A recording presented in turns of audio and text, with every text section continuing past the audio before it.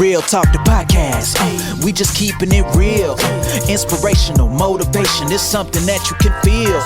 Authentic, I know you can tell. Hosted by Kimberly Sherrill. We got food for thought. Come help yourself. One of a kind like nobody else. Yeah, wanna see you mentally grow in a major way. Play this back like day to day. See all that stress and doubt, just watch it fade away. There is nothing you cannot achieve.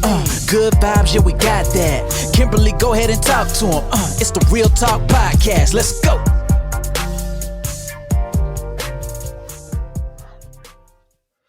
Well, hello. Thank you for tuning in to this episode of Real Talk the podcast. I'm your host, Kimberly Sherrill, and I just want to say thank you so much for joining me. Whatever day this is, you are wonderful for being here. And I just, I'm always so appreciative, So today I have with me in the guest chair, none other than TeAra Arman. So I'm very excited. So let's get right to it. Hello, TeAra. Hello, how are you? I'm wonderful. How are you? I'm doing well. That is beautiful. So tell the listeners who TeAra Arman is. So TeAra Arman is a wife and a mom above everything else first. And then I am a author, a international speaker, and an entrepreneur. Beautiful. So where are you from? I am from St. Louis, Missouri. The show me state. I am, yes indeed. Oh my goodness, I had family that lived in St. Louis when I was a child, and I have beautiful memories of visiting St. Louis, going on the riverboats, going up in the arch. Yes. So what was it like growing up? Normal childhood, neighborhoods, enjoying the neighborhood, ups and downs as a child, things you go through as a child and teenager. All the craziness and the glamour. All the same, just enjoying neighborhoods and family. We grew up, the block in the neighborhood was your family too, not just the family that you lived with and you grew with and you came with. So growing up, my childhood actually wasn't as bad as I would like to think that it was, but it was great. It's interesting that you said that growing up, your family was the block. And that's one of the experiences I have. One of the times when I visited St. Louis as a child, I was visiting my uncle. And the last night that we were there, they were having a block party. I'm from Georgia. We don't have block parties. We didn't have block parties. That was a new experience for me. Like all of the neighbors coming over and everybody wants to hug you and talk to you. And I'm like, you're strangers. I'm like, no, we're family. Family. Yeah.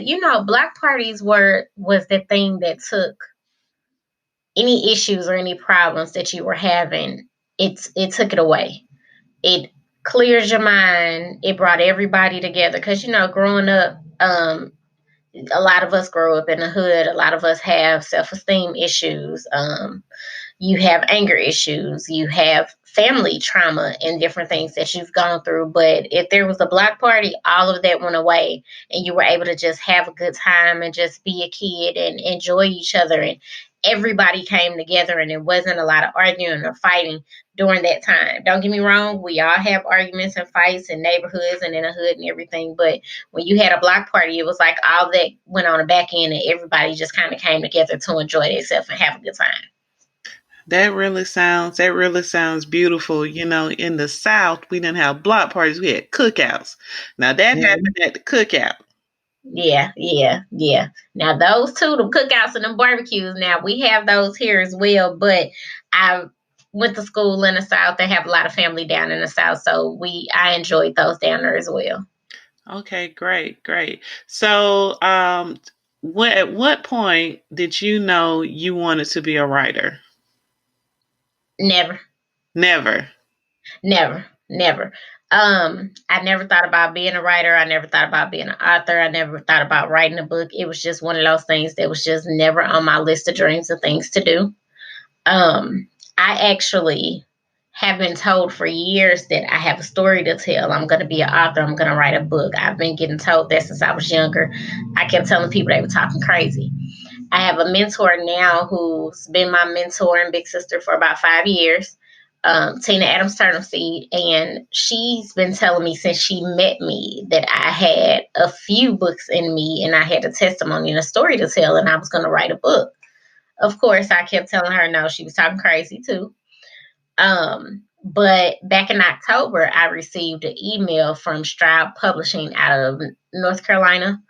The president, Sherika Stroud, emailed me and had been watching my presence on social media and seeing the different things and service that I was doing, and told me she liked what she saw and thought I would be perfect for this book project she was doing. I was actually in a meeting with my mentor at the time, doing a check-in meeting. And I'm like, hey, I just got this email and we're talking about it. And I'm like, but I'm not writing a book, you know. But it was like, okay, this lady that has no idea who I am outside of what she's seen on social media thought enough of me to reach out to me to ask me to be a part of the project. So, okay, let's see what this is about. So I talked to her and we were talking about contracts and publishing fees, because any author knows your publishing fees are usually very expensive. So, of course, that was in the back of my mind too. Well, she said she was bringing 10 women together to write about their trials and triumphs as women in business. And she thought I would be a great asset to the project. So I said, okay, well, let's take a look at the contract, take a look at the publishing fee and everything. Well, when she sent it over to me, I'm expecting, I don't even know what number I was expecting, but when she sent it, the publishing fee ended up only being $100. And I thought it was a joke. And she was like, no, no, no, this is serious. This is, your fee is only going to be $100. That's what everybody's fee is. And I'm like, oh. So I'm talking to my mentor. But again, at that time, I was completely broke. It wasn't a payday or anything like that. And I'm like, well, I really don't have that $100 to budget right now. But I ended up being blessed with the $100 to go ahead and take part in the project. So who am I not to be thankful and blessed and to say, let me try it and see what happens. So months later, we have this book, Lipstick Stories Volume 1. It's myself and 8 other co-authors talking about our trials and triumphs as women in business, personally and professionally. And it's been nothing but a blessing. And I can't see myself not writing anymore. So I'm excited to continue. That I love that you had no aspirations whatsoever to be a writer. And you said that, people had been telling you that there was a story in you prior to this mentor, prior to, this publisher reaching out to you. Who were these people that were telling you they saw a story in you? Family, friends. I grew up in the Boys and Girls Club. We have a very prominent Boys and Girls Club here called Herbert Hoover Boys and Girls Club that is now the Boys and Girls Clubs of Greater St. Louis. I grew up in Herbert Hoover, and everybody always told me and talked to me about this potential that I had, and me writing and even me speaking. Neither one of those were on my list, but hence I am now an international speaker and now an author. So just people growing up, teachers have told me, friends that I've come across have told me. But when it's not something that you dreamed up, right, you don't believe it or really look at it like, that's what it is. Even writing, and in this book, I only had to write one chapter. But even in writing my chapter about me, it was such a challenge and a struggle. Because in your mind, it's like, oh, this would be easy. It's just one chapter. I can knock this out with no problem. I know everything I went through in my mind. But when it comes to putting it on paper, it's not that easy. And I would start writing and then stop. And start writing and stop. And I was struggling through it. Talking to my mentor, and she was like, when you write a paper in school, you have to create an outline. So where's your outline? Oh, yeah. I guess I do need to do that. So I went back and created the outline. And once I did that, it made it a little easier. But even as I began to continue to write again, I would have to stop and write again. And then I would stop. And ultimately, everything was due, I believe, December 15th. And I actually ended up not turning mine in until a day later. But what happened was, when I would try to write, I started reliving the things that I have gone through that maybe I hadn't thought about or talked about in 10 plus years. Or some of the things that are in this chapter, I haven't talked about it all to anybody. So it was therapy. It was emotional. So I would start writing and I would have to stop because it was too much for me and I would need to process through that before I can continue. So by the time that last day came, I was able to actually sit down from 2 to 7 and write my entire chapter and get it done. Okay, great. So I'm not going to stop the recording, but I just want to tell you as you're tapping your hand, as you're talking, I'm picking all of that up. I'm sorry. It's okay. So I'm gonna just go on with the next question, and then I just cut out this little section where we were talking. So you talked about how, as you were writing, you were reliving some of the things that maybe you hadn't thought about in years. Was that the biggest struggle in writing your chapter, deciding how transparent to be? It was a huge struggle. Being somebody that until recently never went to counseling or went to talk to a therapist or anything about the things that I've gone through, and I've just kind of dealt with things on my own, or you have certain people that you trust to talk to. So being completely transparent was hard for me because I don't like to tell everybody what I'm going through, or I feel like I've always had to be strong for everybody else. So when it comes to me and my situations and what I'm going through, a lot of times I'll hold it in and I'll keep it to myself. But being completely transparent and agreeing with myself that I was going to give it 100% try, I could not be completely transparent Okay. because that would be telling half of a truth and half of what I've gone through. So why would I excuse me, why would I tell half, or how is somebody going to fully understand what I've gone through, and how is it going to fully help someone if I don't tell the entire thing and be completely transparent? Okay. So I can agree with that. Being transparent is something that is difficult because of the vulnerability that comes with it. And also the accountability after the fact. So did you have to have conversations with your family about your chapter so that they would understand exactly what it is that you were telling in your chapter prior to them reading the book themselves? You know what? I didn't. And I chose not to. I have finally gotten to the point of my truths are my truths. And um, whether anybody else is okay with it or not, I'm not doing it to say, well, everybody is okay with this, so I can tell this, because it's me and it's my experience. Um, have I had some conversations since I've written it, and some that have read it? I have, because there are things that I've gone through that people don't know.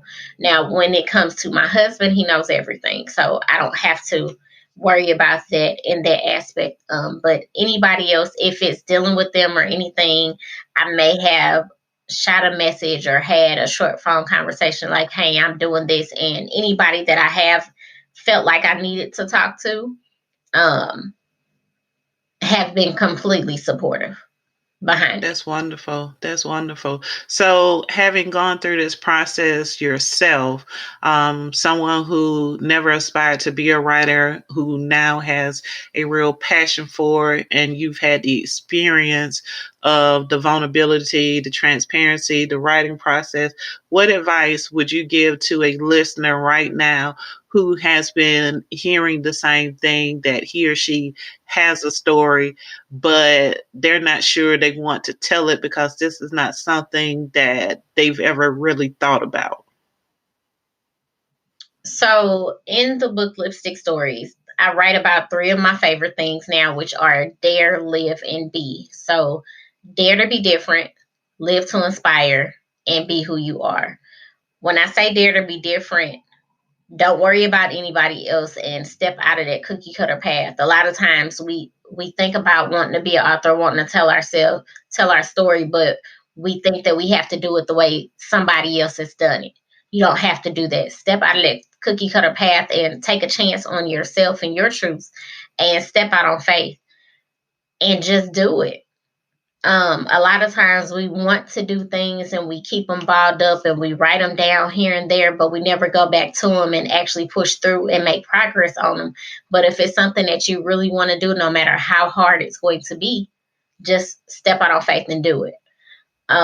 And know that when you're doing it, somebody else, like you just said, there are other authors or people that have been sitting around wondering what to do with their gifts, or if they should actually take this chance on something that somebody is telling them.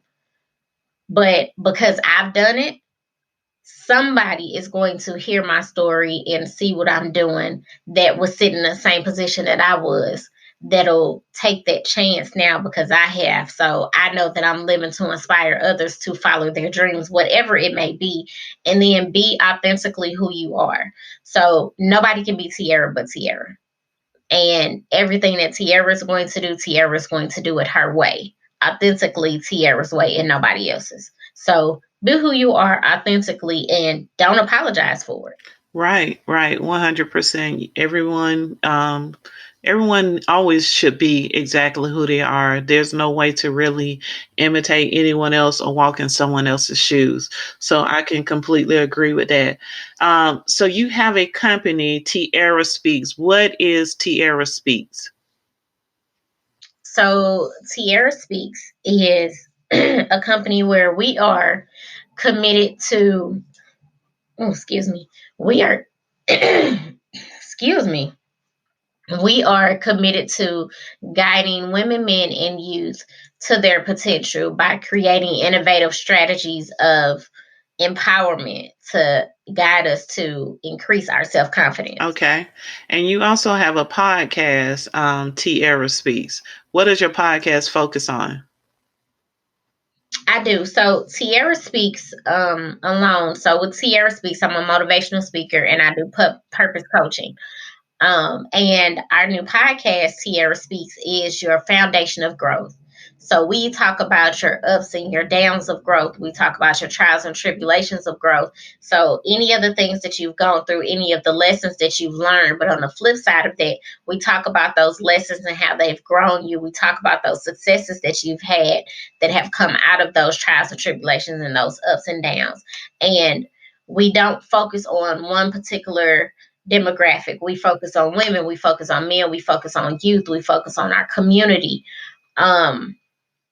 to bring us together and just help guide us and help guide each other. A lot of times we don't know where to go to help with that growth, or we don't know who to speak to for that. And with everything that we have going on, I want to make sure that TeAra Speaks podcast is the foundation of growth for anybody to come, and that every episode is able to touch somebody in something that they're needing or wanting or trying to do. Okay. And you said that you are a purpose coach. What does that mean? What is purpose coaching? So purpose coaching for me is life coaching with a twist of purpose. Reason being, you have to know what your purpose is and you have to be living in your purpose in order to go through life. Because if we're just going through life and we don't know what our purpose is, what are we doing? For instance, I didn't believe or really understand that my purpose was to be an international speaker and to be able to speak to others and empower others. I didn't know that part of my purpose was being an author and be able to tell my testimony to help others. To help others know that it's okay to go through any of the trials or tribulations or situations or trauma that you've gone through. And it's okay to rise above that and not sit and soak in it. Excuse me. So, in order to do all of that, what is your purpose in order for you to really begin living your life and strategize your life and progress your life? Okay. Awesome.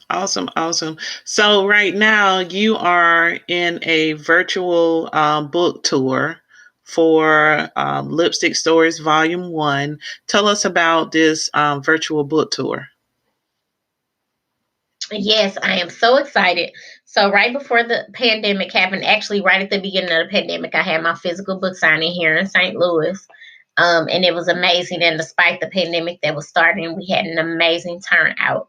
But I was actually planning to go and do physical book signings in Dallas, Atlanta, and Virginia.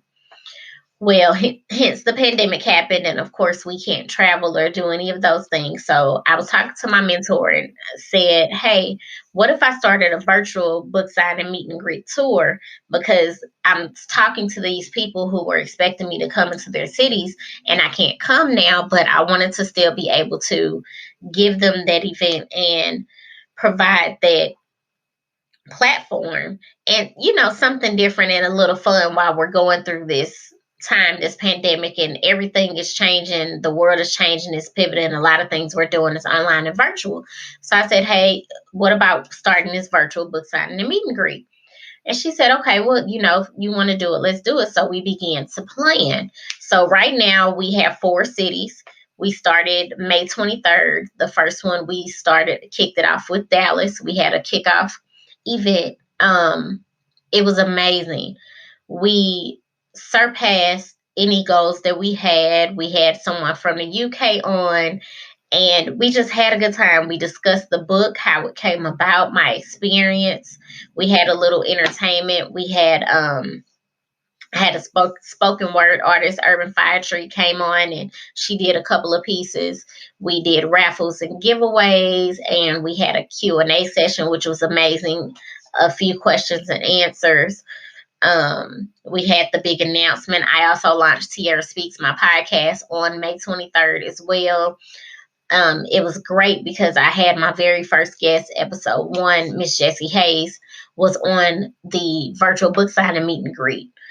Also, so what it is we sell tickets, and the ticket includes your autographed book. You get a bookmark, and you get a special gift from me.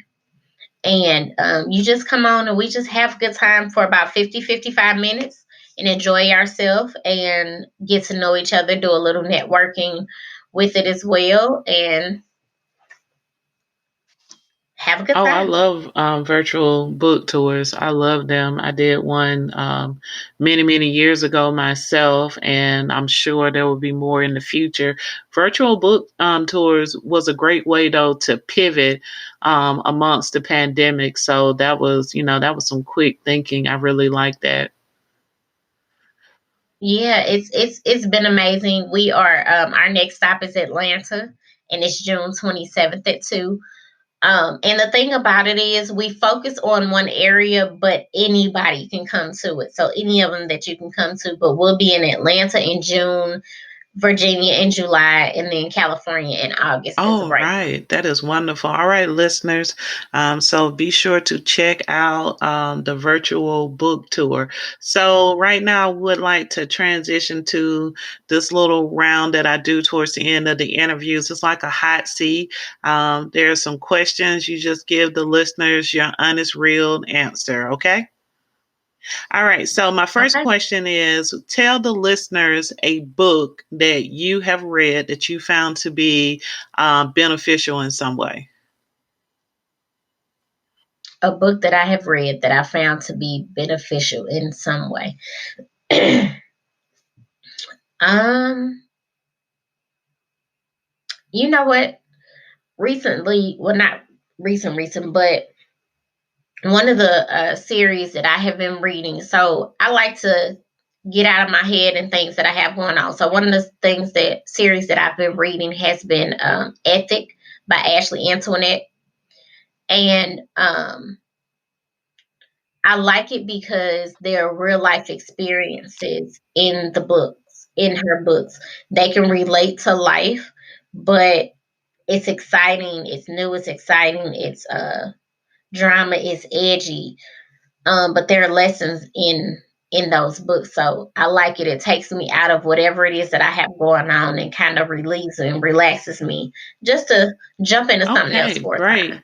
All right. So, question number two, if you could pick anyone to be your business bestie, who would you pick to be your business bestie and why? If I could pick anyone to be my business bestie, it would be my husband. All right. It would be my husband. My husband, because I know that he's gonna always have my back no matter what. He has these amazing ideas and different things that come about, and he'll, sometimes you up to wee hours of the morning doing things, and no matter what it is, what I need, what I ask, whatever help it is, he's there no matter what. So I know that we would hit the ground running and everything would be a success because we'll do it That together. is great. See, I would have said something like Oprah or Beyonce. You over there picking your real life husband. Yeah, why not? Okay, so my third question, tell the listeners a training, a webinar, or a conference that you have attended that you really gained some knowledge from that you're able to apply to your life, to your business, to your book. Um, let's see. I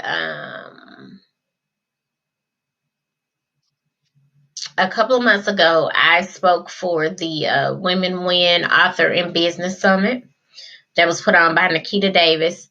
But I was one of several speakers, but I learned a lot. And one of the things I learned, which is part of being who you are, is to be you unapologetically, no matter what it is, and to own your business. And what I mean by that, really own it, like really be in your business and what you're doing, really believe in it in order to be able to portray it to others so that they believe in it as well. Because if I'm talking to you about my business and you're hearing me, but you can't really listen because you know that I'm not all in it, how can I talk to you about it and expect you to take part and support my business if you don't get that feeling from me? You know what I mean? So I think that was the biggest thing, because sometimes you're talking to people and it's just business and it's just about dollars, when other times you're talking to people and it's about morals, it's about real life, it's about supporting each other, it's about empowering each other, and you can tell the difference in the person. Jesus, That's okay. excuse me. All right. So my last question's got two parts to it. Um, so anytime Mhm. that you are starting a business, you're writing a book, you're doing something that is new, people, once they find out about it, they love to give you unsolicited advice. Everyone has a little advice for you. So my question, what is the best and worst unsolicited advice you have received? Um, the best advice I've received is to sit back and take a look at everything that's going on and what I'm accomplishing and just live in the moment. And the worst advice I've received is, or question is, why do I always mention my mentor, Tina Adams Turnipseed, or my business coach, JP CEO? I believe that's the worst. And reason being is, again, what I do is what I do. It has nothing to do with anybody else. But I also know that I didn't make it here by myself. And I will always mention them and thank them for what they've done, and continue to do no matter what. And I believe that you should.